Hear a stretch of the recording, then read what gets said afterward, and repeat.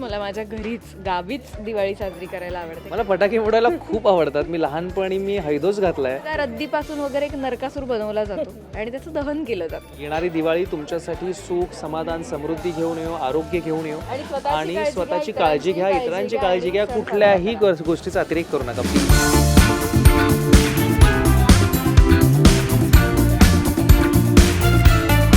नमस्कार, मी कावेरी आज आली आहे कलर्स मराठीच्या कलाकारांबरोबर दिवाळी साजरी करायला आणि आपल्याबरोबर आहे Raj Kaveri. So Kaveri meets Kaveri so तुम्हा दोघांनाही दिवाळीच्या हार्दिक शुभेच्छा. आणि यावर्षीची दिवाळी कशी चालली आहे? काय काय नवीन खरेदी केली?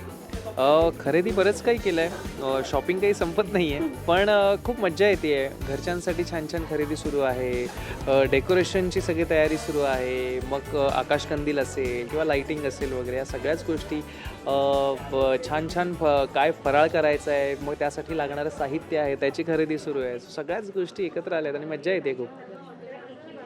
तू मला सांगशील की तू यावर्षी अशी काही नवीन किंवा स्पेशल वस्तू विचार केली आहेस का घरच्यांसाठी घ्यायला? स्पेशल वस्तू असं काही अजून तरी ठरवलं नाही आहे, पण घरी घ्यायला तर मला कधीच काहीच वाटणार नाही. म्हणजे त्याच्यासाठी निमित्त नको.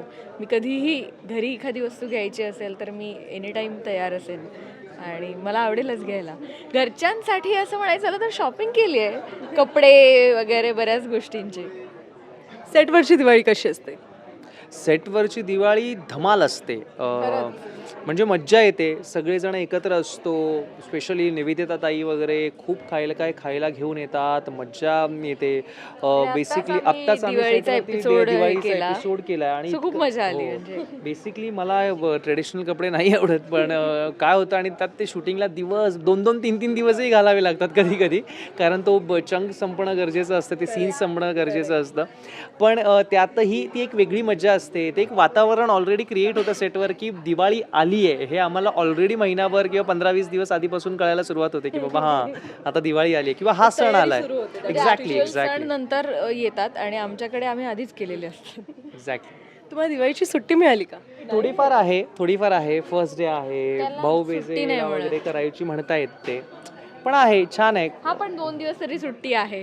हां, 2 दिवस आहे. हो हो हो. आणि ह्यात ही ऑलरेडी जाऊन आली आहे गावी वगैरे, छान 4-5 दिवस वगैरे आत्ताच मागच्या महिन्यात. तरी मला जायचं असतं, त्यामुळे मला मी तुला तेच विचारणार होती की तुला कोणती दिवाळी आवडते? म्हणजे तुला दिवाळी इथे साजरा करायला आवडते की गावी साजरी करायला आवडते? अर्थात मला माझ्या घरीच गावीच दिवाळी साजरी करायला आवडते, कारण शेवटी हा प्रत्येक फॅमिलीचा सण आहे, जिथे आपण सगळे आपली फॅमिली एकत्र असते, आपण एकत्र फराळ करतो आणि ते प्रेम, ती मजा घरचीच असते. इकडे आता मी एकटी अनुभवेन काय जी मजा असेल ती.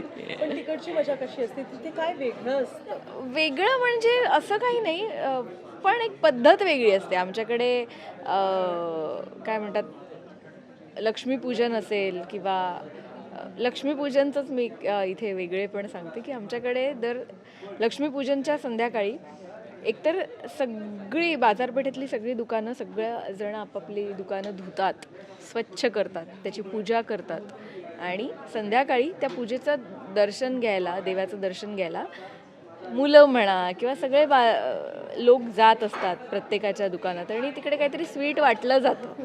सो इतकं छान, ॲक्च्युअल जिथे लक्ष्मी येते, पैसा आपण म्हणतो, त्या जागेची पूजा करून खूप छान मला वाटतं की सण साजरा केला जातो.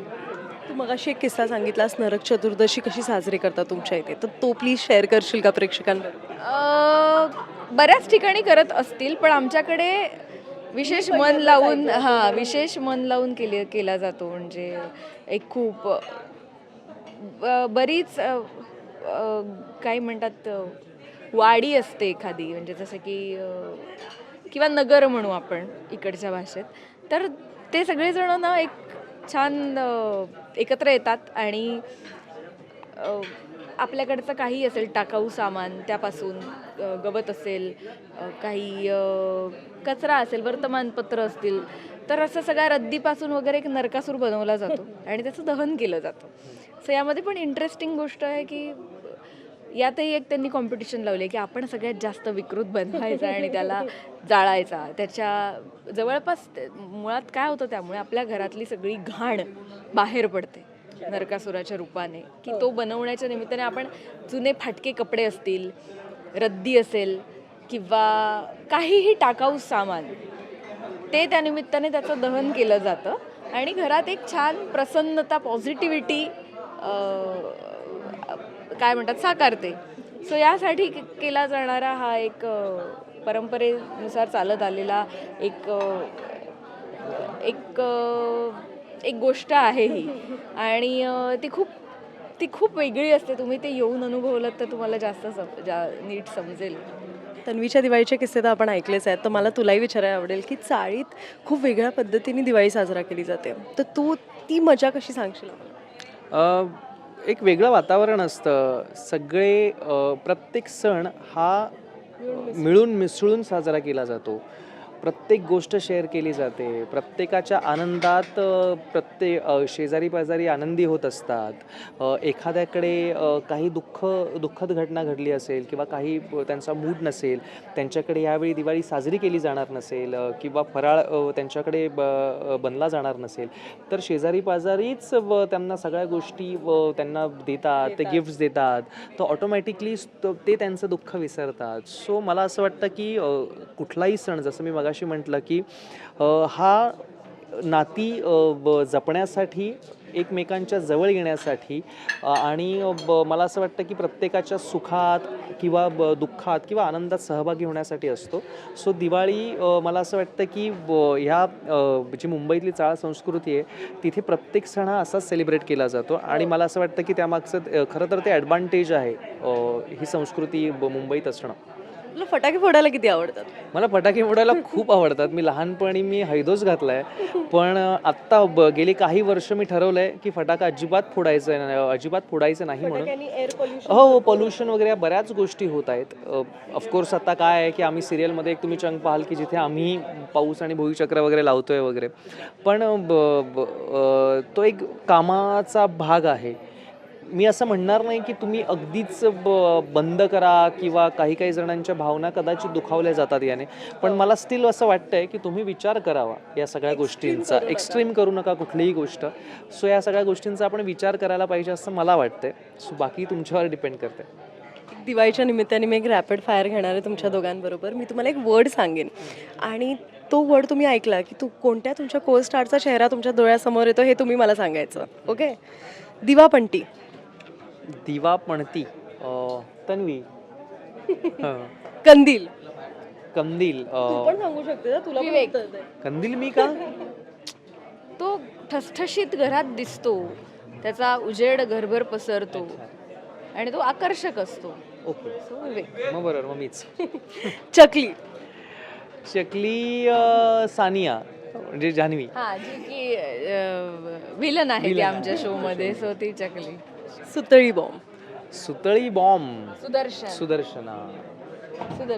हो. पण का? कारण तोच बॉम्ब टाकतोय सध्या मोहित्यांवर मोहित्यांवर. वेगवेगळे. Right. रॉकेट. रॉकेट. रॉकेट आकांक्षा, कारण त्याला समजतच नाही कोणाचा काय प्लॅन सुरू आहे. तिचं रॉकेट ती आपली जातं सुट्टे उडून. Direct. Last but not the least Ladoo. Ladoo I guess Amit Bachchu मामा. किंवा हा बच्चू मामा. हा सगळ्यात बच्चू मामा गोड, गोड सगळ्यांचे आपले favorite फेवरेट, आणि गोल प्रेमळ. गोल आहेत तसेच लाडवासारखे. सगळ्यांना हो, आवडतात. सगळ्यांना आवडतात. शेवटी प्रेक्षकांना काय सांगाल? प्रेक्षकांना हेच की येणारी दिवाळी तुमच्यासाठी सुख, समाधान, समृद्धी घेऊन येऊ, आरोग्य घेऊन येऊ आणि स्वतःची काळजी घ्या, इतरांची काळजी घ्या. कुठल्याही गोष्टीचा अतिरेक करू नका प्लीज. थँक्यू आणि सर्वांनाच दिवाळीच्या हार्दिक शुभेच्छा. येस, आमच्याकडूनही तुम्हा सगळ्यांना दिवाळीच्या खूप खूप शुभेच्छा. थँक्यू.